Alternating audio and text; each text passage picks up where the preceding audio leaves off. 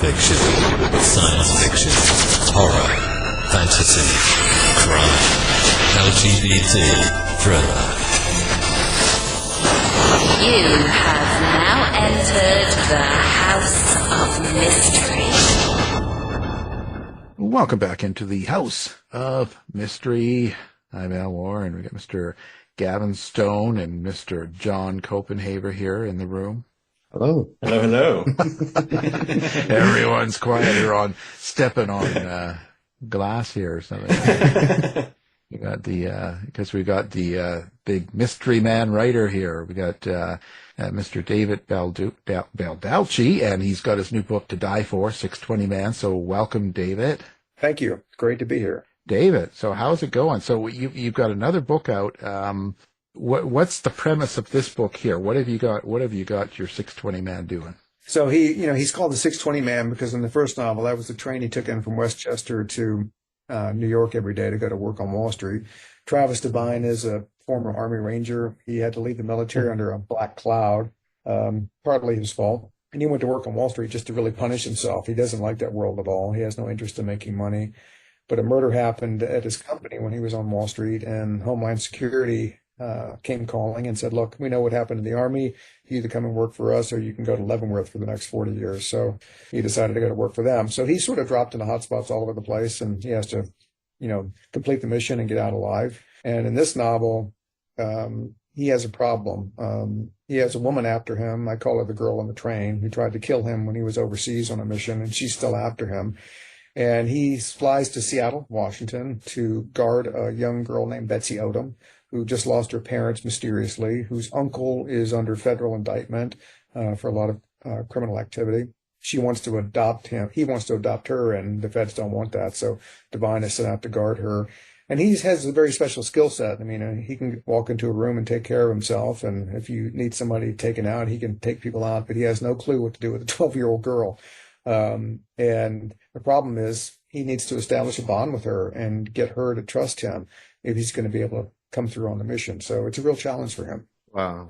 I absolutely love that. Having a 12-year-old daughter living with me, I can kind of relate to that because sometimes I haven't got a clue and I'm well out of my depth. So where did the inspiration come from that? Is that something that you just decided one day, like what would be the biggest challenge, that you could put his way, or where did the kind of, like I said, the inspiration come from for that? It was partly that, absolutely. I raised my daughter's in her 30s now, but I remember distinctly when she was 12, 13, 14, 15. It was marked indelibly on my life. But I wanted to show a different side of Travis Devine, and the way to do that is to make him interact with characters that he hasn't really interacted with before. And he'd never had to deal with a 12-year-old girl before. So this is a way for readers to show or see sort of the softer side of Devine, where he has to dig inside himself even deeper, maybe to a place he didn't know he had, to come up with a plausible way to gain her trust and, bond with her. So that was an opportunity for me to grow his character arc even more than I'd done so in the first two books. Mm-hmm, yeah, well, I'm liking the concept of it. And is this just a way of making some longevity so you have a 12-year-old girl series that's going to be a spin-off from this at a later date? I think I would be out of my depth.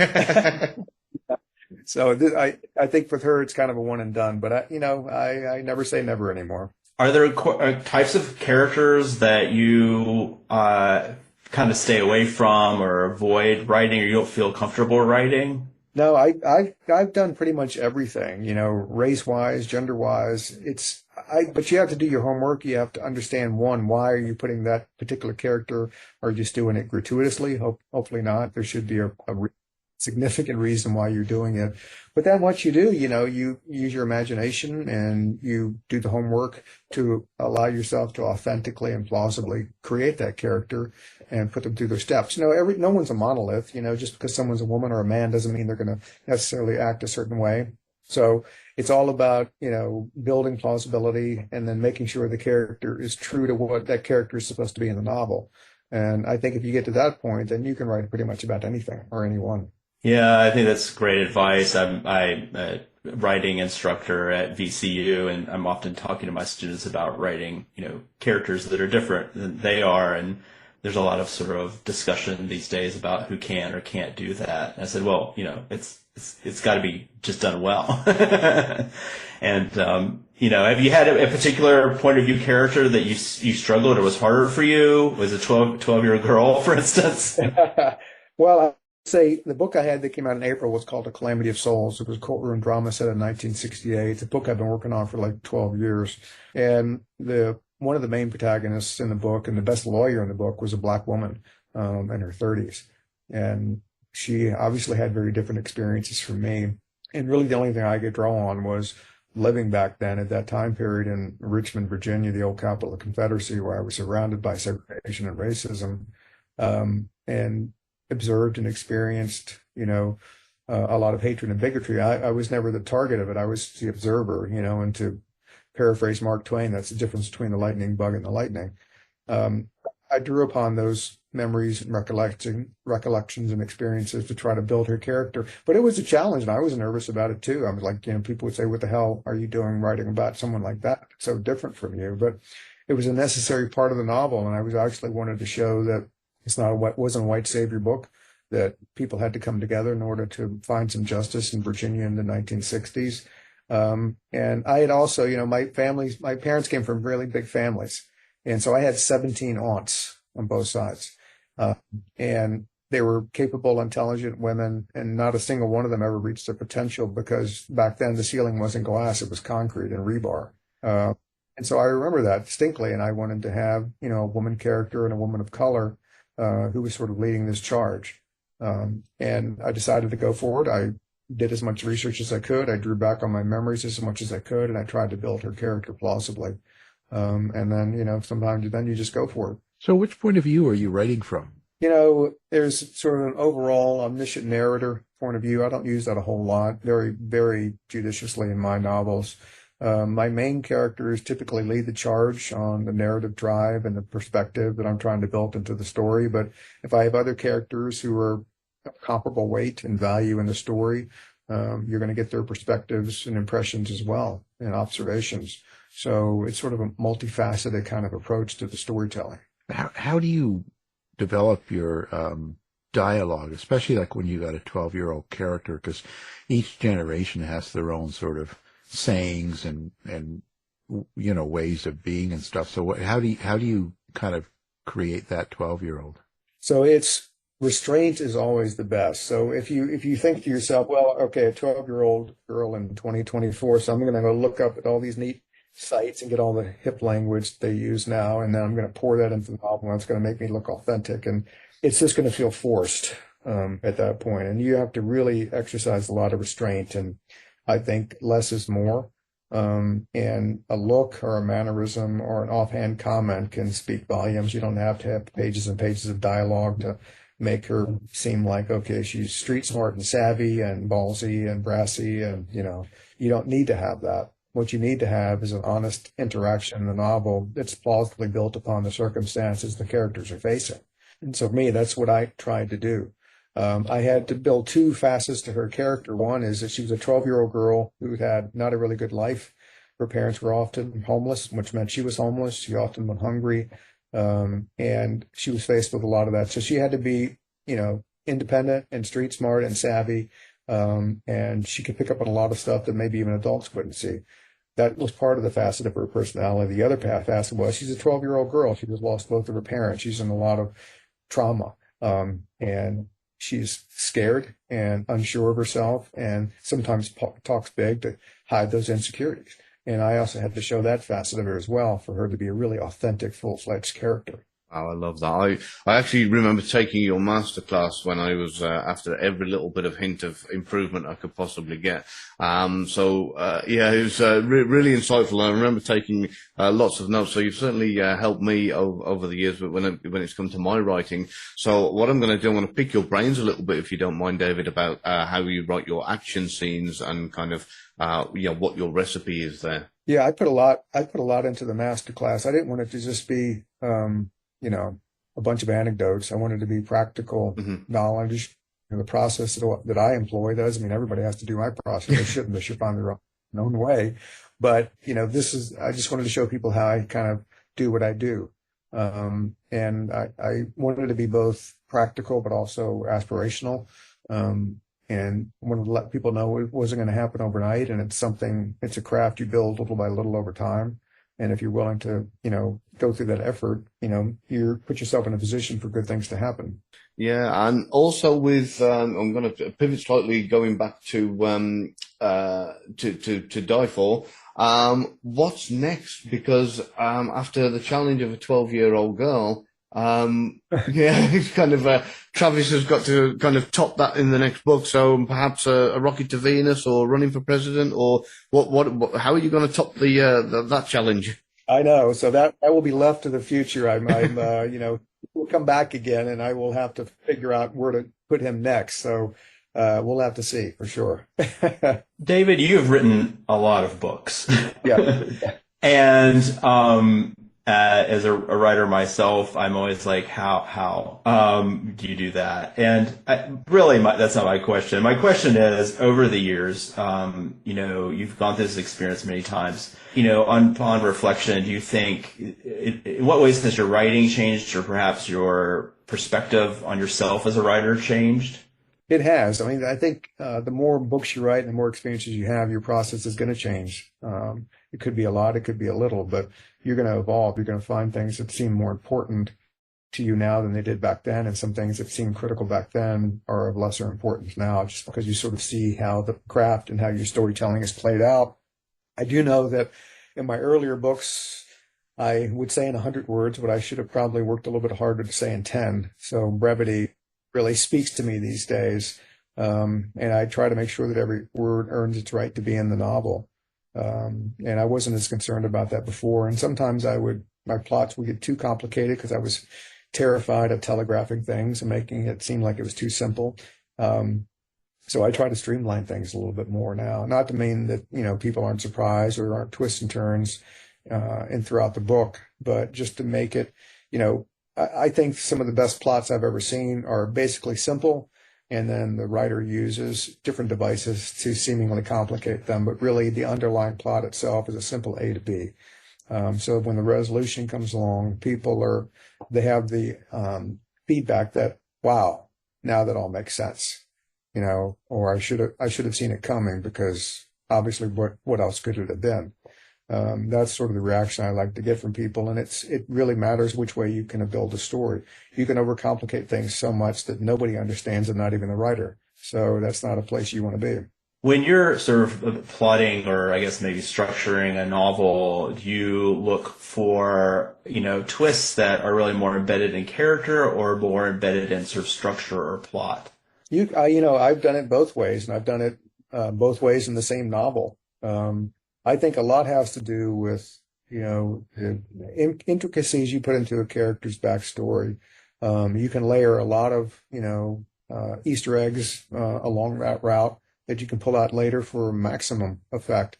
And I sometimes think that, when you see in TV shows or movies, little simple gestures, little bits of information that are thrown out, seemingly important, are almost always the ones that come back later to be really critical to a twist that a writer has put into the story. People tend to gloss over simple movements, simple actions, simple words, because they think that, important stuff happens in other ways. When really the best way is to insert the foreshadowing of a critical payoff later on is in a simple gesture or action. Could be the delivery of a letter, or somebody mentioning something, or just raising a hand in a crowded restaurant. So, it all comes down to the fact that you need to understand where you want to pick your moments. And when you do pick your moments, hit them hard, ingrain that element to be fair in the reader for, the seconds that you need it to, and then move on to something else, knowing that payoff is going to come along at an appropriate time in the storyline. Throughout the story, did a subtext or a meaning develop, perhaps, that you hope the reader takes away from the book?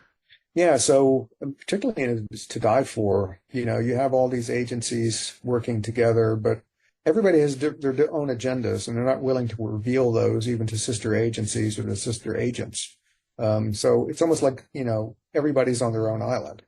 And even though you have, this one mission where people seems like they should be rowing towards the same goal, you find out that, much like in this book and also in life in general, everybody has their own agenda, and you may not be aware of it. And at the end of the day, you think you might have realized your goal, but the other person is either 2 steps ahead of you or 2 steps behind, because really what they wanted did not align with what you wanted. So it's a book about trust and also, not trusting, which I think people can connect with and relate to in real life, because that happens sometimes, maybe often than we would like. Right. Yeah. I just push them down. I don't. Now, violence and action and stuff. Are you conscious of how violent you do get, or how you do write those scenes? Absolutely. I try to. I'm a sort of Hitchcockian fan. I leave it mostly to the imagination. People die in my books. People are shot or knifed or blown up. I do not obsess over the details of the detritus of all of that. It's not meaningful to me. And sometimes it's gratuitous and it doesn't carry forward the story. When you get to the point where people are more focused on the violent impact of what you've done rather than the violence done to the person and why, I don't want them to focus on, the bodies lying on the floor. I want them to focus on the person who was living and why they were killed. And so that's what I try to, pattern my stories after, to sort of push people in that direction to focus on, and leave sort of the violent visualization just to their imagination. I like that. It goes in with what I was saying earlier about the kind of action scenes, finding that balance. How do you kind of create those action scenes? What do you find is the best way to keep the reader gripped without going into that unnecessary kind of grotesque description, but keeping them kind of on the edge of their seat for the action scenes? I mean, the best way to do that is really to raise the tension. And one way to raise the tension is not in making it very, very unclear who's going to survive, including some of your protagonists. So if they feel like everybody's at risk, even the narrator they spend hundreds of pages with, they will be riveted to those scenes. And particularly when you might have your protagonist has the upper hand early on, but all of a sudden the tide turns, and where you, as the reader, you were certain things were going to turn out the way you thought. When you bleed uncertainty into a situation like that, everybody's butt cheeks clench, and they sit up a little straighter, and they're like, this is not working out how I thought it was going to work out. So what the hell is happening here? So I think that's how you build the tension and suspense. Whatever outcome happens, whoever dies and how they die becomes a little bit more secondary. Yeah, that's really useful. I'm taking notes here because I'm going to be using a lot of this in my next book, I think. So, when it comes to like creating a worthy adversary, then, so when you're putting an antagonist against your protagonist here in these kind of tension building scenes, what do you have a method for creating an adversary to kind of really bring that antagonist to life, or is it something that just happens during the course of the book? No, I think that you really have to give some thought to that. And the way I try to do it is, if a reader thinks that, your hero is going to easily defeat any antagonist, then sort of the suspense goes away. So the way to sort of bring that suspense back is to build the adversary up in a way as being an equal to, your protagonist or hero or heroine. And the way to do that is spend a little bit of time with on the page. What I did in To Die For, the girl on the train is one of his antagonists, although there's a twist there as well. She could have killed him easily and decided not to, because that was not the honorable way to do it. And so she left him a warning note instead. And all of a sudden, you as the reader's like, oh my God, she could have just gutted him right there, and she decided not to. She was able to get close enough to do that, which means she's just as good as he is. But it complicates matters that she didn't just kill him, and I wonder why. And then all of a sudden you have the reader thinking about this person in a more complicated and deeper way. It's not just, this monster coming with a knife or a gun. It's a human being with an agenda. So I teach young people at the university. I teach a class called Introduction to Crime Fiction. And this is my sneaky way of trying to build readers for the future. I'm curious, though their tastes are kind of different than some of our tastes. And I'm curious if you've seen a shift in the taste of readership. Thrillers are always in, but I'm just curious if you've noticed anything over time, or if you have any sense of who your readers are. Yeah, I mean, I get a sense of who the readers are when I go to book signing events, and they're usually equally men and women. It skews older. Well, it skewed older for a while, and then all of a sudden I started seeing younger people come to a lot of my signings. Actually, more young women, who are women read more than men anyway. But so I think that, the characters that I've been writing about, and some of my novels are skewing younger. Devine is in his 30s. Atlee Pine, she's in her 30s as well. So that may be one reason I'm getting closer to the age demographic.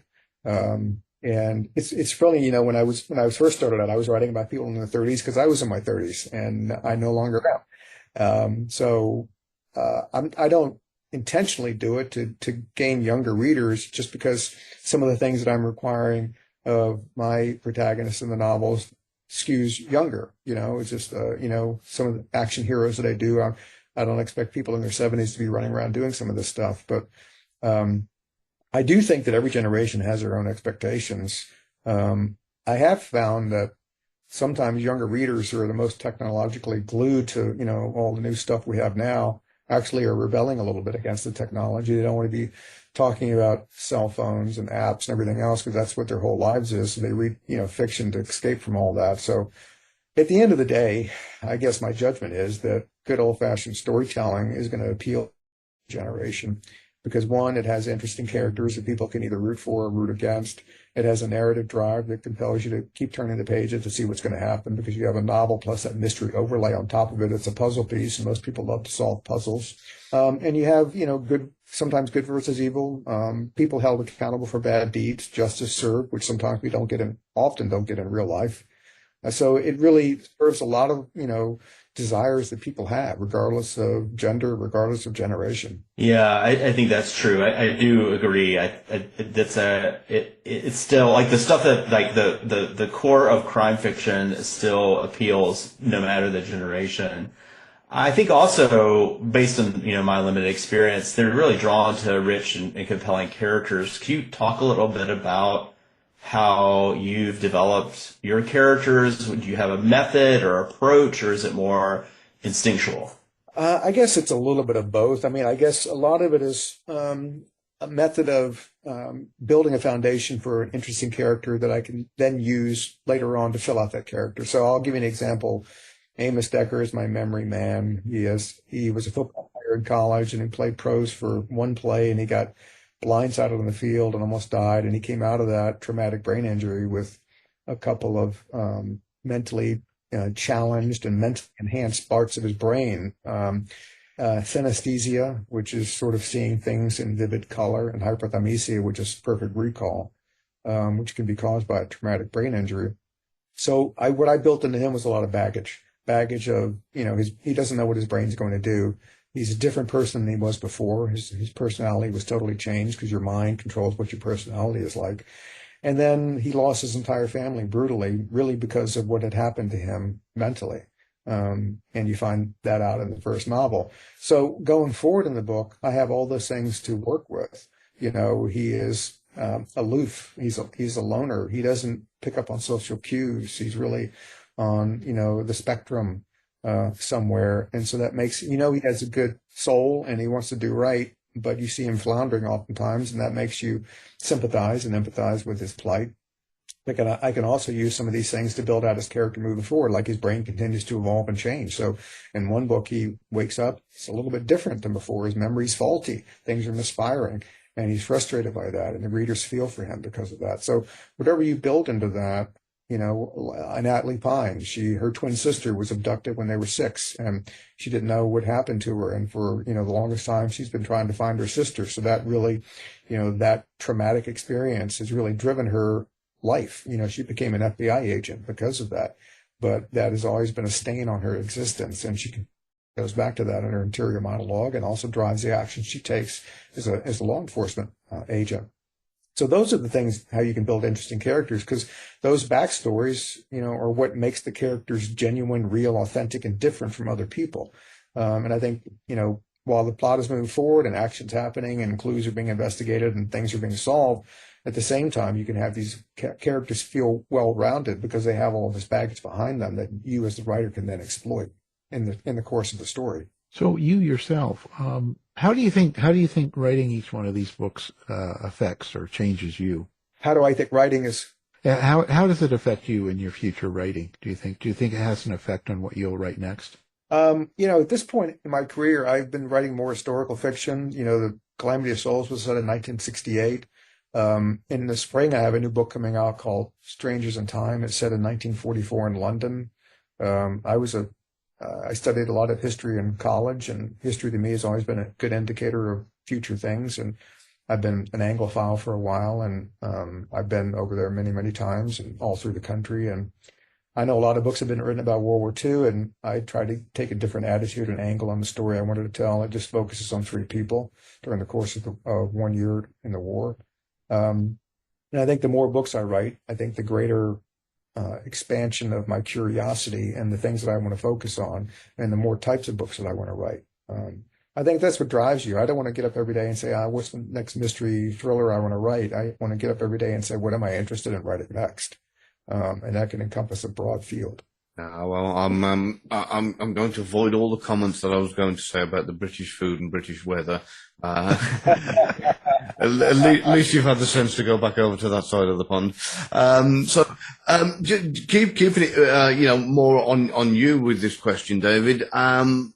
Kind of, where do you look to for inspiration? Do you ever read any kind of, outside genres? Like we were talking the other day about kind of reading horror stories to build tension, or reading romance stories to build relationships in books. Where do you go to for that kind of thing? And who has been your inspiration? Who do you read?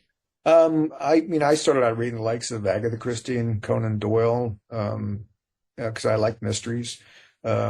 Then I read Edgar Allan Poe, because I like short stories and I like the horror aspect of what he built. He was also a fellow Virginian. I love reading short stories. I wrote short stories for years. I, read Flannery O'Connor and Eudora Welty and Truman Capote and Walker Percy and some of the great Southern fiction writers. They all inspired me. For when I was in college, my favorite writer was John Irving. And every writer you write, even though whether they write in your genre or not, can teach you something about storytelling. Inspiration for me is, talking to people, seeing things, reading things, traveling to places. I set the book To Die For in Seattle because I traveled there recently and really liked the atmosphere there, and it felt like it had everything I needed, both urban, suburban, and rural, to build a story I wanted to build. So sometimes it's just traveling somewhere and talking to people.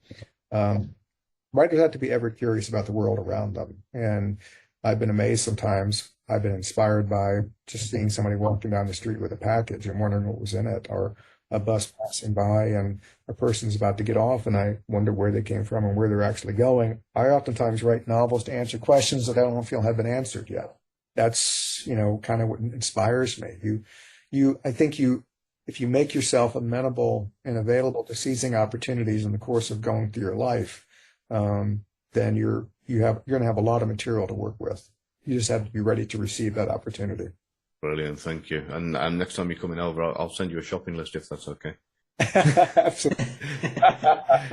So we're living through pretty dramatic political times, and I'm curious about whether you think crime fiction or genre will veer into discussing politics more explicitly, or maybe veer away from it. You mentioned sort of, and I'm thinking about messages too, the need to escape and, not, be faced with that. I'm just curious, do you feel like we'll trend one way or another, or do you have any sense of that? Well, I think it's very tempting for writers to want to just jump right on and pull politics into their novels. And I know some writers who's like, I'm never going to touch it again just because nobody wants that. They're inundated with it 24/7 and people are sick of it. And I totally get that. I think I'm more of kind of in the middle where I think there's still room to do that. So long as you don't get into your soapbox and preach, you just sort of deliver the facts, ma'am, like, Sergeant Friday, and let people kind of arrive at their own conclusions about things. If you can build into your story plausibly, a facsimile of what's happening in the world and present it starkly, and people can look at that and they can conclude, oh my God, that is so wrong. And then the next day they may, all of a sudden realize, but that's happening now for real. I read that in a book, but it's actually, I just read that in the newspaper, or what's happening now is even crazier than what I read in that novel, which I thought was really the envelope. So I think there's a way to still be in there because, books can change the world. Books can change people's opinions. without hitting them on the head with it, which nobody likes that. So it's a fine balance. I've done it in books where I've hit that balance, and I've done it in books where I've missed that balance. So I think you're going to see people write about that regardless going forward because they consider it important. But I think you're also going to see a lot of writers run away from it. Thank you. Yeah, I agree. Yeah. That's great. Yeah. Yeah. Me. Yeah. That's really interesting. Well, fantastic. So let's see. The book is out now, To Die For, 620 Man. Do you have a social media or a website that you like to have fans go to, or? You can go to davidbaldacci.com, and I'll give you all my social media platforms that everybody says I must have, even though I don't really care about any. That'll get you there. And we got some films in development. I sold a bunch of content in the last year. The 620 Man series is at Netflix. They're going to make movies based on the books. I've read the first script, and it looks really good. And I have my Memory Man and Atlee Pine series are at Amazon, and my Camel Club series is at NBC Universal. So a lot of stuff going on. Wow, sounds great. Did you get Gavin there? He can be the star of your 620 Man. Yeah. Just saying. I've even got the 12-year-old girl I can bring with me. How about that? There you go. Well, we appreciate you being here. I know you're busy, so thanks again, David Baldacci. Thank you. Okay, I really enjoyed it, guys. Thank you. Thank you, David. This has been a production of the House of Mystery Radio Show. To find out more about our show, guests, or hosts, go to our website at houseofmysteryradio.com.